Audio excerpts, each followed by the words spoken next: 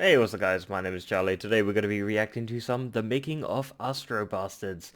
Oh boy, this should be very fascinating indeed. I want to see how the creativity comes to mind, so to speak. If it was the creativity, it was more of a disturbance watching James fuck the aliens. But yeah, we're going to be watching this video. I'm trying to get that image out of my head when they're fucking those two aliens. But yeah, let's check out the video, shall we? Let's go. It's no secret that I love vintage science fiction films. I say vintage because I love both classics and stinkers. So when I made I this love vintage trailer, I had movies as Flash well. Gordon on my mind, a little Yeah. Star Trek, Plan 9 from Outer Space, everything all mashed together. I live for this type of stuff. When it comes to the low-budget sci-fi films, I find humor in cheap special effects. Yeah. It's ironic that it's meant to depict an advanced futuristic technology, but it's made with the least advanced methods you possibly can. Aliens are usually depicted as superior beings. We assume that because they have all this advanced technology, they must be highly intelligent. But what if they're just a bunch of idiots? Yeah. I've had an urge to make this movie for decades. It's something I had to get out of my system. Past projects of mine, like Kung Fu Werewolf from Outer Space, were done without the convenience of computers and digital technology. They were shot on VHS and edited using 2 VCRs. In all the years since, there's been so many advancements. Now it's possible to use green screen, to add lasers and explosions. It's still very time consuming, even to make a special effect that's not convincing, but I now have the tools to bring these movie ideas to life. There's still the issue of time. It's taken about 15 years since the basic idea of doing a cheesy space war movie has been on my mind, and even then, it only became a trailer.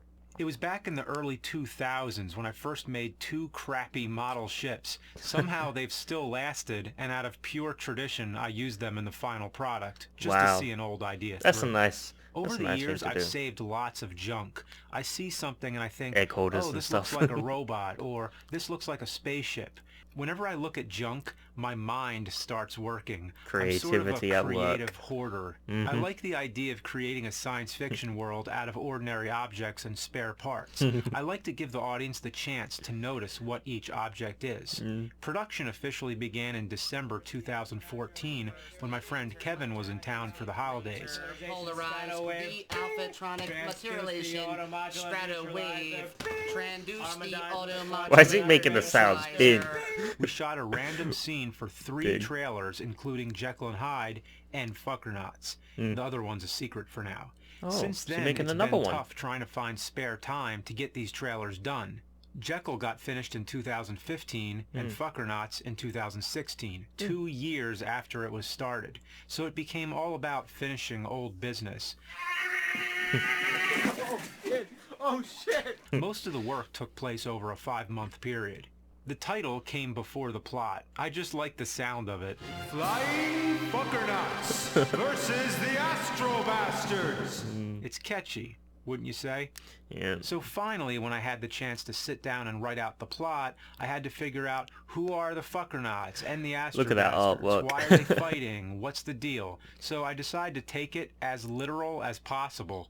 Basically, the Fuckernauts go Yeah, I around the remember this galaxy scene. mating with every living being they see. Over scene the is course of amazing. evolution, their descendants lose their vague alien shapes and become more humanoid in form, like the Fuckernauts. This would explain why in so many sci-fi movies, the aliens typically have a human shape. How would so many aliens from so many different solar systems all share the fact that they stand up on 2 legs, with 2 arms, 2 Yeah. eyes, and so on?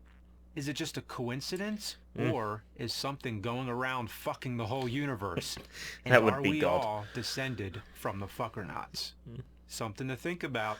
Every generation of Astro Bastards has the same sexual encounters with the Fuckernauts. This would mean the Fuckernauts still have to procreate with their own race so that there would exist another generation of Fuckernauts to go along with each generation of Astro Bastards. Then I thought, I'm thinking way too hard about it. The trailer needs to be dumber. You'll notice a lot of other familiar faces like Nathan, Kyle, Yeah. and Doug. They got involved because usually we were filming multiple videos at once and I'd say, hey, I have this sci-fi trailer. Want to be in it? A scene here, a scene there, and the trailer gradually got done. The special effects were the most time-consuming part. Every shot had some kind of special effect in it, and each one was a project in itself. Using strings to hang spaceships over a green screen may seem simple, but strings are a pain in the ass. The They ships are snap all easy. weird shapes, so it's hard to find something on it that you can tie the string to, and when you do, it's hard to all make it over the the center of place. gravity, so the spaceship will droop down at an odd Yeah. angle that you don't want. Yeah, With the it sucks, I hubcap, know it took that. about 3 different strings cut the same length to balance it out, and when you have multiple objects on strings in the same shot, they always get tangled together. Ever since Kung Fu Werewolf from Outer Space, I had an idea for a sequel where he realizes the full moon is what causes him to turn into a werewolf, so he decides to launch Werewolf. a missile at the moon to destroy it, and for no apparent reason, the moon bursts into blood and guts. The sequel never got made, but I never forgot about that idea. This was my chance to do it, but I had to figure out how. I didn't want it to be a digital effect. I wanted it to be something real. Yeah, so I made a that sounds moon out of better. styrofoam. I fragmented it into 4 parts so it would be fragile. I glued it to a sheet of foam core with the help of Kyle, and we painted the foam core black to look like Wow. outer space. Kyle does quite a and lot of punched work, holes doesn't in it, he? He which actually we helps Kyle backlit quite to a look lot. like stars. The camera was on the floor, pointed up. Then I made a concoction of fake blood, pasta, diced tomatoes, sauce, and poured it through the back of the moon so it would break apart. Wow. The camera was protected by a sheet of plexiglass, but the cleanup was a nightmare. Yeah, I bet. There's another long-time gag that began on the set of the Angry Video Game Nerd movie. Lots of the crew and special effect people were all in on the joke. We wanted to see a movie where a giant ape destroys a city by humping it. We vowed that one day, in some form, we must see it through. While we never had the chance to all get together again and collaborate on it, I at least got to give it a big shout out at the end of the trailer here. Yeah, I The remember funniest that. moment was asking Mike, right before doing a playthrough of Sonic the Hedgehog 2, I asked him casually to put on an ape suit and fuck some buildings. Of To course Mike, it's Mike. He didn't even Mike think has to anything fuck of everything. it. To him, it was just another day at Cinemassacre. For sound effects, there's all kinds of cool things you could do. It's easy to get stock sound effects, but sometimes you want to record your own. During post-production of the Nerd movie, I recorded myself hitting some springs with a hammer. Yeah. It made this cool laser sound. Yeah, it did. That's pretty cool. Gotta be For creative. Fuckernauts, I wanted to get some of those genuine sounds you hear in vintage sci-fi films, so I got a theremin and messed around with it. And if you don't know what a theremin is, it's basically an instrument that you use without any physical contact. Static.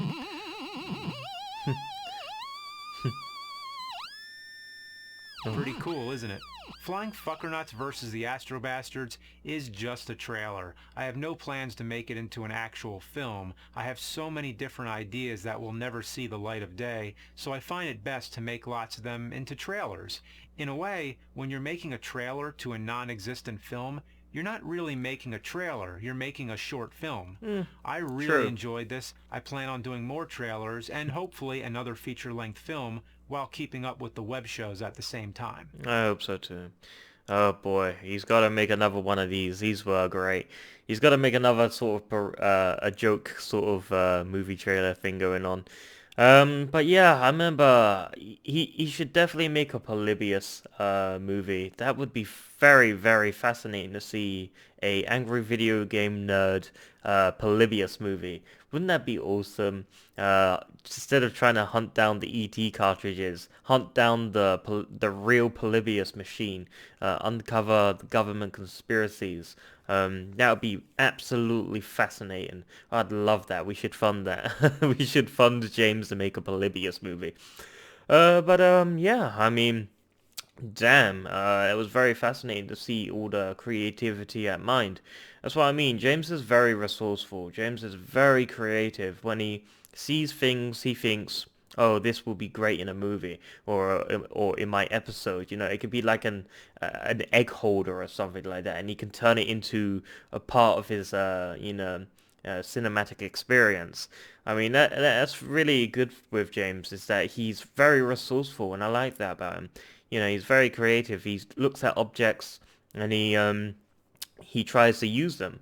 You know, you don't get a lot of people like that these days that use that sort of style. You know, you got these Hollywood directors that have unlimited amounts of money. They end up spending like $180 million, on green screen effects and shit like that.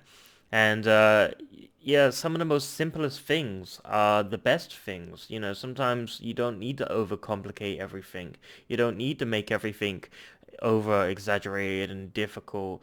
Sometimes it's the most simplest things, the objects that can make all the difference. Make it even more funnier and hilarious. But yeah, like I said, you won't see that sort of style anymore. That creativity. That's why it's called low budget films, I guess, or stuff like that. But yeah, that's why I like James's content. He uses his environment and objects and stuff like that to his advantage. That's a sign of a genius. That really is. Very creative guy indeed. But yeah, if you like this video, make sure to give a like, comment down below, and make sure to subscribe to my channel if you enjoy my content. I'll see you guys in the next video. Peace.